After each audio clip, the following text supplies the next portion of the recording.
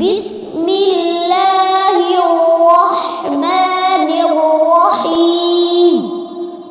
قال فما خطبكم أيها المرسلون قالوا إنا أرسلنا إلى قوم مجرمين لنرسل عليهم حجارة من طين مسومة عند ربك للمسرفين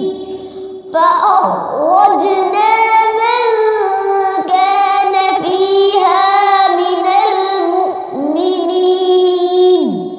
فما وجدنا فيها غير بيت من المسلمين وتركنا فيها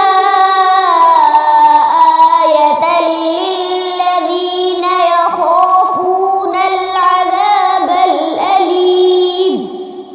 وفي موسى إذ أرسلناه وفي موسى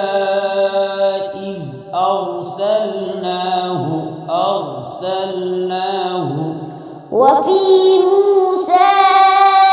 إذ أرسلناه نرمي سبحانه وفي موسى إذ أرسلناه إلى فرعون بسلطان مبين فتولى بركنه وقال ساحر فتولى بركنه وقال ساحر أو مجنون.